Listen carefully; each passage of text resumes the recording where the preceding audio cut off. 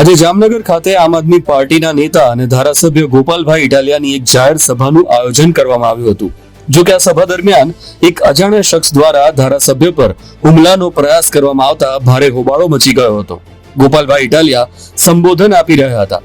તે દરમિયાન સ્ટેજ પાસે બેઠેલા એક શખ્સે પહેલા માવો ખાધો અને પછી જૂતું ફેંકીને હુમલાનો પ્રયાસ કર્યો હતો। આ ઘટનાનો વિડીયો પણ સામે આવ્યો છે। પ્રાપ્ત માહિતી અનુસાર આજે જામનગરના એક વિસ્તારમાં ગોપાલ ઇટાલિયાની જનસભાનું આયોજન કરવામાં આવ્યું હતું। ગોપાલભાઈ ઇટાલિયા સહિત અન્ય આપ નેતાઓ મંચ પર હાજર હતા। આ દરમિયાન ગોપાલભાઈ ઇટાલિયાનું સંબોધન શરૂ થયું હતું ત્યારે સ્ટેજ નજીક બેઠેલા એક અજાણ્યા શખ્સે આ હુમલાનો પ્રયાસ કર્યો હતો। એક વાયરલ વિડીયોમાં દેખાય છે કે શખ્સ પહેલા મસાલો ખાય છે અને પછી અચાનક ઊભો થઈને ગોપાલભાઈ ઇટાલિયા પર હુમલાનો પ્રયાસ કરે છે। આ ઘટના બાદ સભા દરમિયાન કાંકરી ચાળો શરૂ કર્યો હતો અને સૂત્રોચ્ચાર સાથે હોબાળો થયો હતો। આપના કાર્યકર્તાઓએ હુમલો કરનારા શખ્સને પકડીને બરોબરનો મેથી પાક ચખાડ્યો હતો।